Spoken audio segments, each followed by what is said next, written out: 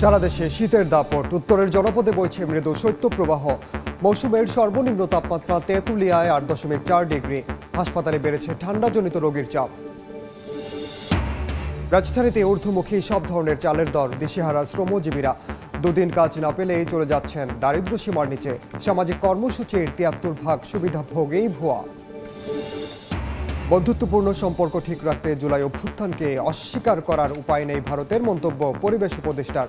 দুদেশের স্বার্থেই টানাপোড়েন কেটে যাওয়ার ইঙ্গিত। এটিপি প্ল্যান্ট না থাকায় কারখানার বিষাক্ত বর্জ্য পড়ছে নদীতে। ময়লার ভাগাড়ের পরিণত হয়েছে নারায়ণগঞ্জের শীতলক্ষা। দূষণে মরছে জলজ প্রাণী। এবং মেশিন রিডেবল পাসপোর্ট নিয়ে চরম ভোগান্তিতে সৌদির প্রবাসীরা। দীর্ঘ প্রক্রিয়ার কারণে অনেকেই করতে পারছেন না আকামা নবায়ন। দ্রুত সমস্যা সমাধানের দাবি।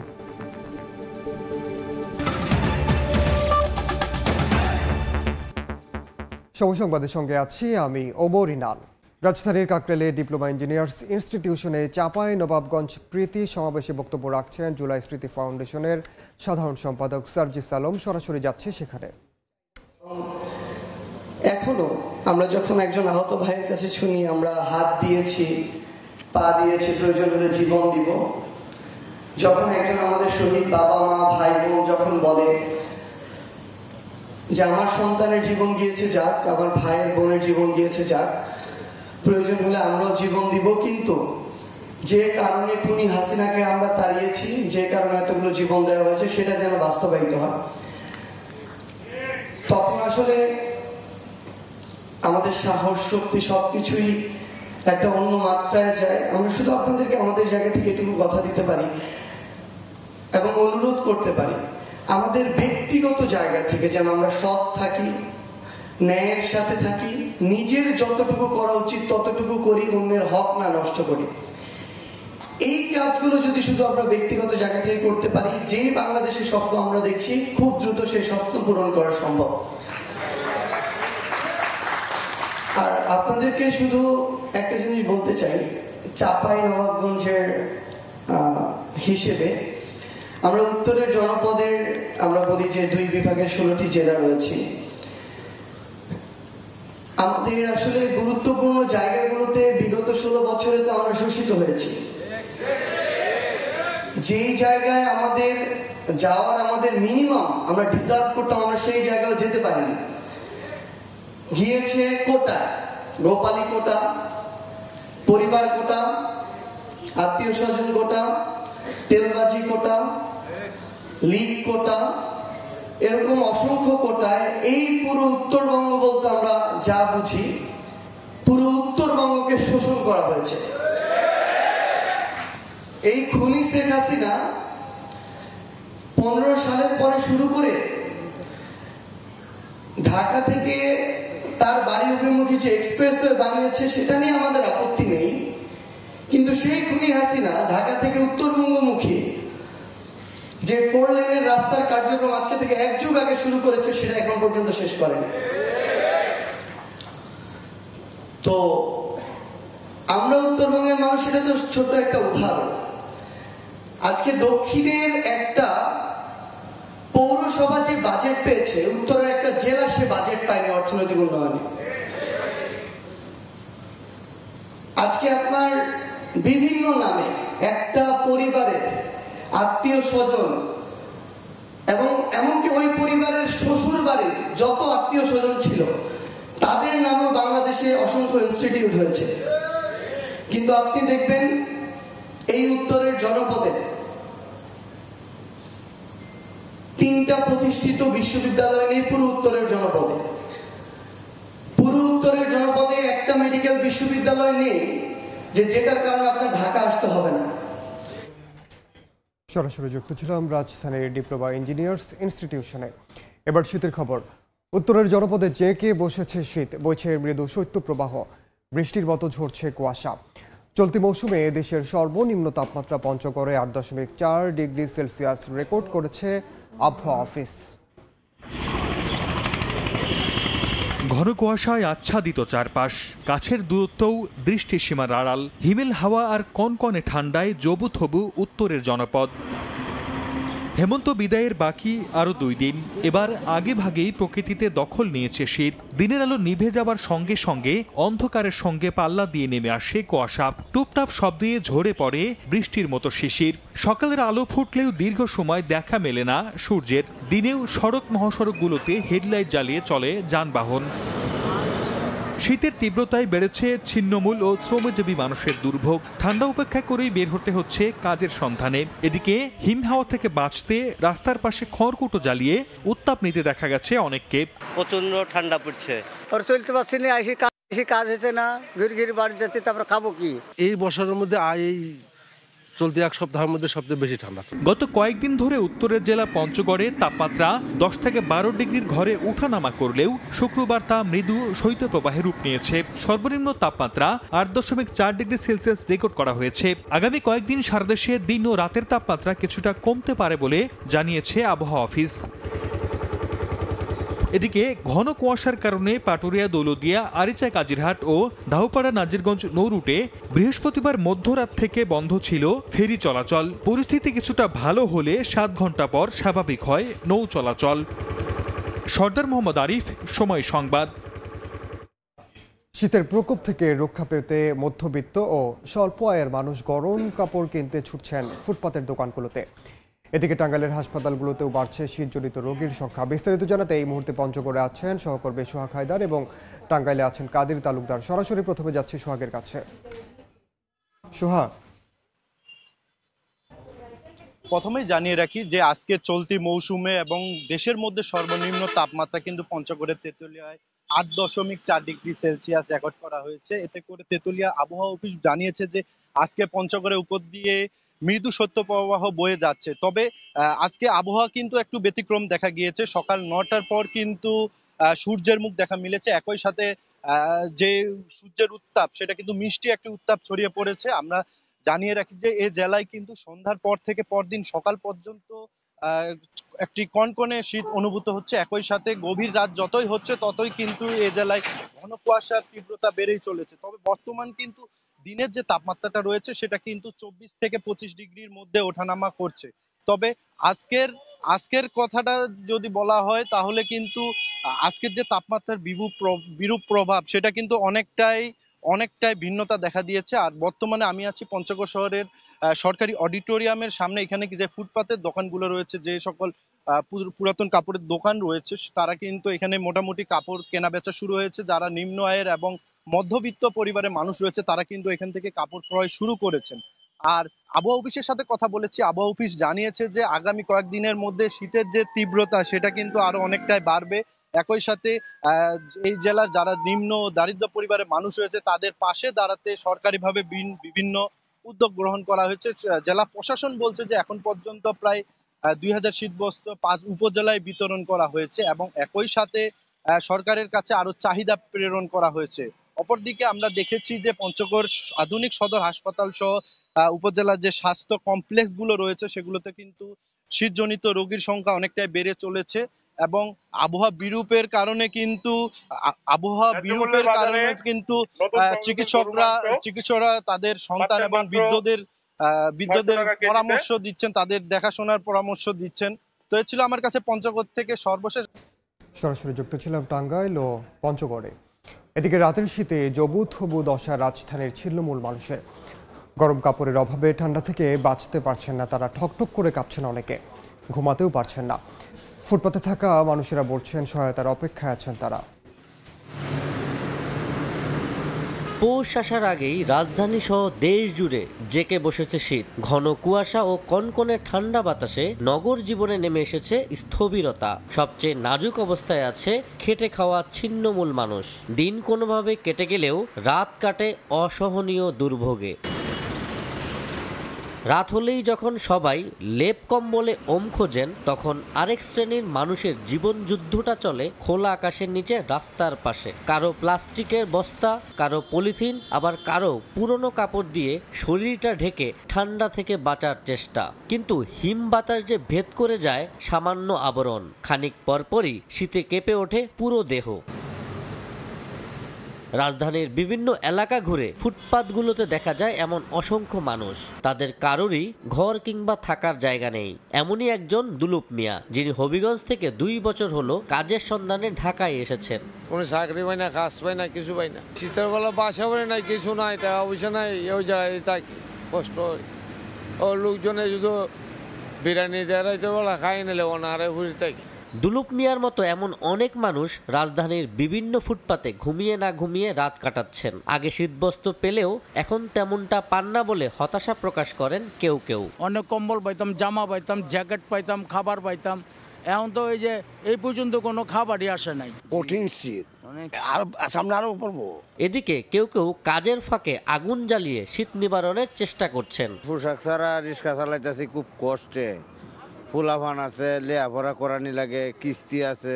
এই যে কাজ করতে নামছি, কাজ করে কদ্দুর করে আইছি, আবার এই আগুন বইতেছি শীতে, পরে আবার আগুন কাজাইলে আবার কাজ করবো। শীত থেকে বাঁচতে বিত্তবানদের সহায়তার হাত বাড়িয়ে দেওয়ার আহ্বান ছিন্নমূল মানুষের। আবু সাইদ নিশান, সময় সংবাদ, ঢাকা। সপ্তাহ ব্যবধানে রাজধানীর বাজারে চালের দাম বাড়লেও কমেছে আলু, পেঁয়াজ ও সবজির দাম। ছুটির দিন সকালে কারওয়ান বাজারের বিক্রেতারা জানান, গত সপ্তাহের তুলনায় কেজিতে 3 থেকে 4 টাকা বেড়েছে সব ধরনের চালের দাম।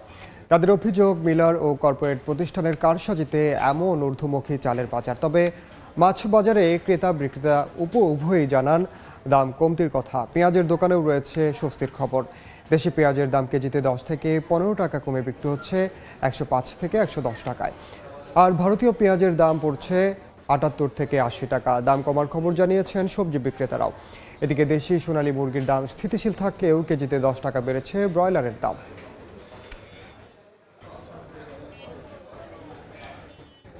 পণ্যের বাজারে যখন আগুন, তখন শ্রম বিক্রি করে জীবনযাপন করা মানুষকে ফিরতে হচ্ছে খালি হাতে। এভাবে পরপর 2 দিন ফিরলেই দারিদ্র্য সীমার নিচে নেমে যাচ্ছেন তারা। শ্বেতপত্র কমিটি এমন তথ্য দিয়ে বলছে, দরিদ্র এই জনগোষ্ঠীর জন্য যে সামাজিক কর্মসূচি চালু আছে তাতে 73% ভুয়া সুবিধাভোগী। তাই চলমান কর্মসূচিকে ঢেলে সাজানো এবং বৈষম্য কমানোয় জোর দিচ্ছেন অর্থনীতিবিদ। জিন্নাতারা যশোয়ার রিপোর্টে বিস্তারিত। দিনের আলো ফোটার পরপরই মোহাম্মদ নাইমের রাস্তার এক কোণে বসে অপেক্ষা। উদ্দেশ্য একদিনের জন্য নিজেকে বিক্রি করা। বাজারে জিনিসপত্রের দামের আগুনে হাত পুড়ছে ক্রেতার। তবে শ্রম বিক্রি করতে আসা এ বাজারে নাইমের দাম কেবলই কমতির দিকে। তবুও সব দিন পান্না কাজ, থাকতে হয় কর্মহীন। একদিন পাই, একদিন পাই না, এরকম ভাবে কাম করতে হয়। মূর্খ হয়ে গেছি, আমি পড়ালেখা করতে পারি নাই, কারণ 2টা ভাইয়েরও বাধ্য হয় না, 2টা ভাইও কাজ কাম করতে হয়। ভোর হলে রাজধানীর বিভিন্ন এলাকায় কাজের অপেক্ষায় থাকেন নাইমের মতো শত শত মানুষ। এখানে যারা কাজের জন্য অপেক্ষা করছেন তারা একদিনে যা আয় করেন তা দিয়ে মোটামুটি দারিদ্র্য সীমা পার করে যান। কিন্তু শ্বেতপত্র কমিটির প্রতিবেদন বলছে, যারা কোনো মতে দারিদ্র্য সীমা পার করছেন তারা এতটাই দারিদ্র্য ঝুঁকিতে আছেন যে 2 দিন কাজ না পেলেই দারিদ্র্য সীমার নিচে চলে যেতে পারে। এবং এখানে যারা অপেক্ষা করছেন তারা বেশিরভাগই কাজ পাচ্ছেন না 4 থেকে 5 দিন ধরে। একটা না মনে করেন 7 দিনও হয় না, আমি 100 দেশে গেছি, পরে আবার ধার উদ্ধার করে আবার আইছি। 7টার সময় আইছি, 8-9টা ঘন্টা বইতাম, বই থেকে কাম না হলে যাই। এই মাস বইরেই কাম নাই। 3.5 মাসে 15 দিন কাম, সপ্তাহে পর একদিন। পিছিয়ে পড়া জনগোষ্ঠীকে এগিয়ে নিতে আছে সরকারের সামাজিক সুরক্ষা কর্মসূচি, সেখানেও শুভঙ্করের ফাঁকি। শ্বেতপত্র প্রতিবেদন বলছে 2022 সাল পর্যন্ত এই কর্মসূচির আওতায় সুবিধাভোগীর মধ্যে 73%ই ভুয়া। আবার যা পাচ্ছেন সেটাও প্রয়োজনের তুলনায় নগণ্য। সামাজিক সুরক্ষা খাতে একজন বয়স্ক, বিধবা, প্রতিবন্ধী যখন ভাতা পান মাত্র 500 থেকে 800 টাকা, তখন একই খাতে মোটা অঙ্কের টাকা চলে যায় সরকারি, আধা সরকারি, চাকরিজীবী ও বিভিন্ন ধরনের অবসর ভাতায়। বিশেষজ্ঞরা বলছেন, দারিদ্রতার সঙ্গে লড়াই করা মানুষের সংখ্যা কমাতে বাড়াতে হবে কর্মসংস্থানের সুযোগ। আর দিচ্ছেন ভুয়া সুবিধাভোগী ঠেকাতে সামাজিক সুরক্ষা কর্মসূচিকে ঢেলে সাজানোর পরামর্শ। কিছু কিছু কর্মসূচি এগুলো আসলে সামাজিক নিরাপত্তা কর্মসূচি না, অন্তর্ভুক্ত নাও হতে পারে। তো সেটি আমার মনে হয় এখন একটা সময় এসছে যে এগুলোকে একটু রিভিউ করে সেটা ministry of social welfare, ministry of finance, অর্থাৎ এই যে সামাজিক সুরক্ষা খাতের যারা এটার সাথে সংশ্লিষ্ট, particularly cabinet division, general economic division, সবাই মিলে বসে আমার মনে হয় সেগুলোকে আইডেন্টিফাই করা যেতে পারে। দারিদ্র পরিস্থিতি চোখে আঙুল দিয়ে দেখাচ্ছে ধনী গরিব বৈষম্যের প্রকট চিত্র। শ্বেতপত্রের প্রতিবেদন জানাচ্ছে 10 ভাগ ধনীদের হাতেই দেশের 85 ভাগ সম্পদ কুক্ষিগত হয়ে আছে। জিন্নাতারা যশোয়া, সময় সংবাদ, ঢাকা। বন্ধুত্বপূর্ণ সম্পর্ক ঠিক রাখতে জুলাই অভ্যুত্থানকে ভারতের অস্বীকার করার উপায় নেই বলে মন্তব্য করেছেন পরিবেশ উপদেষ্টা সৈয়দা রিজওয়ানা হাসান। বলেন, রাজনৈতিক কারণে ভারতের সঙ্গে সম্পর্কের আকাশে যে মেঘ এসেছিল, দুদেশের স্বার্থেই তা সরাতে হয়েছে। সকালে রাজধানীর গুলশানে শব্দদূষণ নিয়ন্ত্রণে সচেতনতা বৃদ্ধি কর্মসূচিতে এ কথা বলেন তিনি। ভারতের সাথে আমরাও বারবার বলেছি যে আমরা সম্পর্ক উন্নয়ন করতে চাই, ভারতও বলেছে যে তারা সম্পর্ক উন্নয়ন করতে চায়, এবং বাংলাদেশের একটা গণ অভ্যুত্থান এটাকে অস্বীকার করে এই পারস্পরিক সম্পর্ক এগিয়ে নেওয়ার কোনো সুযোগ নেই। এখন গণ অভ্যুত্থানের বিষয়টা যখন তারা বিবেচনায় নিয়েছে এবং স্বীকার করছে, এবং তারা এটাও বলছে যে অনেক রাজনৈতিক বক্তব্য তারা আগের মতন করে আর মানছে না, আমি মনে করি যে সম্পর্ক উন্নয়নের একটা ক্ষেত্র তৈরি হয়েছে। দেশের শান্তি বিঘ্নিত করার চেষ্টা চালানো হচ্ছে অভিযোগ করে জামায়াতে ইসলামীর আমির ডাক্তার শফিকুর রহমান বলেছেন, সমগ্র জাতি আজ ঐক্যবদ্ধ। সকালে সিলেটে জেলা জামায়াতের কর্মী সভায় প্রধান অতিথির বক্তব্যে তিনি জানান, দেশের শান্তি কেউ বিঘ্নিত করতে পারবে না। এই বাংলাদেশের ৫৩ বছর চলার জীবনে প্রথমবারের মতো সকল ঘরানার রাজনৈতিক নেতৃবৃন্দ একসাথে বসে তারা হাত তুলে অঙ্গীকার করেছেন, দেশ এবং জনগণের স্বার্থ রক্ষায়, স্বাধীনতা সার্বভৌমত্ব রক্ষায় আমরা সবাই, আমরা কোন অপশক্তির কাছে মাথা নত করব না, আমরা কোন চোখ রাঙানিকে পরোয়া করি। এই আওয়াজ, এই মেসেজ দেশের জনগণকে আরো ঐক্যবদ্ধ করেছে, আরো শক্তি জুগিয়েছে এবং বিশ্ববাসীকে বার্তা দিয়েছে যে বাংলাদেশের বিরুদ্ধে ঘরে বাইরে কোন ষড়যন্ত্র আর সফল হবে না। সর্বস্তরের মানুষের ভালোবাসায় সিক্ত 21শে পদকপ্রাপ্ত রবীন্দ্রসঙ্গীত শিল্পী পাপিয়া সারোয়ার সকালে কেন্দ্রীয় শহীদ মিনারে গুণী এই সঙ্গীত শিল্পীকে শ্রদ্ধা জানাতে ছুটে আসেন ভক্ত ও শুভাকাঙ্ক্ষীরা। এর আগে সকাল 10টায় পাপিয়া সারোয়ারের মরদেহ কেন্দ্রীয় শহীদ মিনারে আনা হয়। জুমার নামাজের পর অনুষ্ঠিত হবে তার জানাজা। জানাজা শেষে বনানী কবরস্থানে চিরনিদ্রায় শায়িত হবেন কালজয়ী এই সঙ্গীত শিল্পী।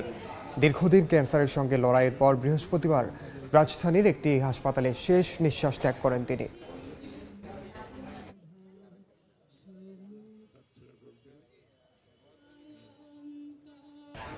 জানাবো বাণিজ্যের খবর।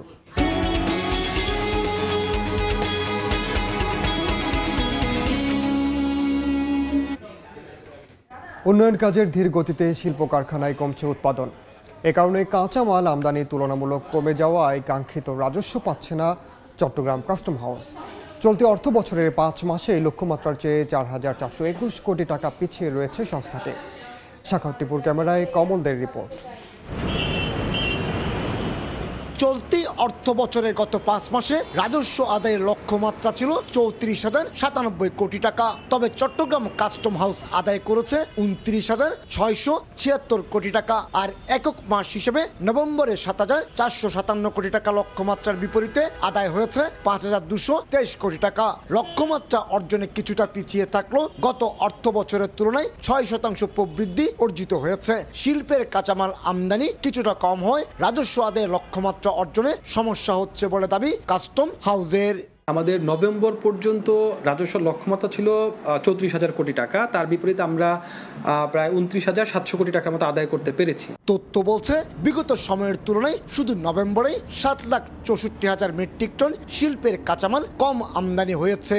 যেহেতু মার্কেটের চাহিদা নেই, আমরা কিন্তু উৎপাদন করতে পারতেছি না, এবং সেই হিসাবে র মেটেরিয়াল যেগুলো আছে যে সেমি উৎপাদনের করার জন্য এগুলো সব কিন্তু আমদানি কমে গেছে। 5 আগস্ট ছাত্র আন্দোলনে আওয়ামী লীগ সরকারের পতনের পর চলমান উন্নয়ন কাজে স্বচ্ছতা আনার চেষ্টা চালিয়ে যাচ্ছে অন্তর্বর্তী সরকার। তবে কিছু উন্নয়ন কাজে ঠিকাদার সংশ্লিষ্টরা গা ঢাকা দিয়েছে। উন্নয়ন কাজের ধীরগতির প্রভাব পড়েছে শিল্প কারখানাগুলোতে। এর থেকে উত্তরণের পথ হচ্ছে যে আমাদের দেশের কিছু উন্নয়নমূলক কাজ আবার চালু করতে হবে। চালু করলে পরে এই শিল্পটা আবার ঘুরে দাঁড়াবে। 2022-23 অর্থ বছরে 74,204 কোটি টাকার বিপরীতে 61,350 কোটি টাকা এবং 2023-24 অর্থ বছরে 77,616 কোটি টাকা লক্ষ্যমাত্রার বিপরীতে 68,866 কোটি টাকা রাজস্ব আদায় করেছিল চট্টগ্রাম কাস্টম হাউস। আর 2024-25 অর্থ বছরে রাজস্ব আদায়ের লক্ষ্যমাত্রা ধরা হয়েছে 83,432 কোটি টাকা। রাজস্ব বাড়াতে চট্টগ্রাম কাস্টম হাউসের বিদ্যমান সংকটগুলো কাটানোর কথা বলছেন ব্যবসায়ীরা। চট্টগ্রাম কাস্টম হাউস থেকে কমল দে, সময় সংবাদ। পিলখানা হত্যাকাণ্ড মামলার পুনঃতদন্ত, কারাবন্দীদের মুক্তি, মামলার সব রায় বাতিল সহ 8 দাবি জানিয়েছে কারা নির্যাতিত বিডিআর সদস্যের পরিবার। সকালে জাতীয় প্রেস ক্লাবের সংবাদ সম্মেলনে নির্যাতিত পরিবারের সদস্যরা বলেন, ফ্যাসিস্ট শেখ হাসিনার নিজস্ব পরিকল্পনা বাস্তবায়নে এই হত্যাকাণ্ড চালানো হয়। প্রকৃত দোষীদের শনাক্তের দাবি করে তাদের বিচারের দাবি জানিয়ে বক্তারা বলেন, ঢালাওভাবে আসামি করায় নির্দোষ ব্যক্তিরাও আসামি হয়েছেন। নিজস্ব একটা আইন আছে। 16 বছর যাবৎ কারাগারে থাকা নির্দোষ যে বিডিআর সদস্যরা আছে, বিভিন্ন মেয়াদে সাজাপ্রাপ্ত, ফাঁসি, যাবজ্জীবন, 10 বছর এবং বিভিন্ন মেয়াদে, এবং যেই সমস্ত আঙ্কেলরা খালাস পেয়েও আটকা আছে, তাদের সবাইকে অতি সত্বর মুক্ত করে দিতে হবে। মেশিন রিডেবল পাসপোর্ট বা এমআরপি নিয়ে চরম ভোগান্তিতে পড়েছেন সৌদি আরবে বসবাসরত বাংলাদেশিদের বড় অংশ। নতুন পাসপোর্ট পেতে মাসের পর মাস সময় লাগায় আকামা নবায়ন করতে পারছেন না তারা, গুনতে হচ্ছে জরিমানা। মেশিন রিডেবল পাসপোর্ট নিয়ে চরম ভোগান্তিতে সৌদি আরবে বসবাস করা বাংলাদেশিদের বড় অংশ। নতুন পাসপোর্টের জন্য আবেদন জমা দেওয়ার পর নির্ধারিত সময়ে না পেয়ে মাসের পর মাস ঘুরতে হচ্ছে অনেককে। এই দীর্ঘসূত্রতার কারণে আকামা নবায়ন করতে পারছেন না তারা, গুনতে হচ্ছে জরিমানা। আকামার মেয়াদ শেষ হয়ে যাওয়ার কারণে অবৈধ হয়ে পড়ার ঝুঁকিতে রয়েছেন অনেকে। সৌদি আরবের কঠোর আইন অনুযায়ী অবৈধভাবে বসবাসের অভিযোগে আটক ও দেশে ফেরত পাঠানোর শঙ্কা তো আছেই। প্রবাসীরা বলছেন, পাসপোর্ট নিয়ে জটিলতা শুধু তাদের ব্যক্তিগত জীবন নয়, কর্মক্ষেত্রেও প্রভাব ফেলছে। 6 মাস যাবত আমার পাসপোর্ট আমি হাতে পেলাম না, পাসপোর্ট করতে দিছি, এই পাসপোর্ট এখন পর্যন্ত আসছে না। আকামা শেষ হইলে আকামা লাগাইতে পাইতেছে না, দেশে যাওয়া ইমার্জেন্সি দেশে যাওয়ার জন্য চাইতেছে, দেশে যাইতে পাইতেছে না। আমরা চাই বাংলাদেশ সরকারের কাছে এবং কনসুলেটের কাছে এই জিনিসগুলো যাতে অতি দ্রুত সমাধান করতে পারে। এই অবস্থায় সম্প্রতি সামাজিক যোগাযোগ মাধ্যমে ভিডিও বার্তায় প্রবাসী কল্যাণ উপদেষ্টা জানান, এমআরপি বিতরণ প্রক্রিয়া দ্রুত স্বাভাবিক করা হবে এবং প্রবাসীদের সমস্যার সমাধান দেওয়া হবে। 15 ডিসেম্বর থেকে আপনারা এমআইপি পাসপোর্ট পাওয়া শুরু করবেন এবং পরবর্তী 3 সপ্তাহ থেকে 4 সপ্তাহের মধ্যে প্রত্যেকে যারা আবেদন করেছেন এমআরপি পাসপোর্ট পেয়ে যাবেন। তো প্রথম প্রায়োরিটি দেওয়া হচ্ছে সৌদি আরবে এবং মালয়েশিয়াতে আমাদের যে ভাই বোনরা আছেন উনাদেরকে। সৌদি আরবে অবস্থানরত প্রবাসীদের জন্য ই পাসপোর্ট সেবা চালু হলেও এর আগে জমা দেওয়া এমআরপি পাসপোর্ট নিয়ে তৈরি হয়েছে এই সমস্যা। আরিফুর রহমান, সময় সংবাদ, সৌদি আরব। এ পর্যায়ে শীর্ষ সংবাদগুলো জানিয়ে দিচ্ছে আরেকবার। সারা দেশে শীতের দাপট, উত্তরের জনপদে বইছে মৃদু শৈত্যপ্রবাহ। মৌসুমের সর্বনিম্ন তাপমাত্রা তেঁতুলিয়ায় 8.4 ডিগ্রি। হাসপাতালে বেড়েছে ঠান্ডাজনিত রোগীর চাপ।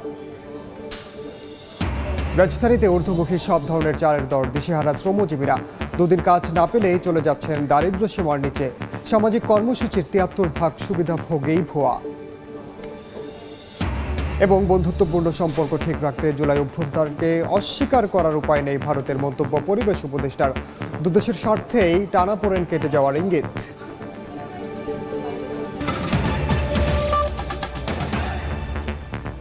এই ছিল সময় সংবাদের, সঙ্গে থাকুন সময়।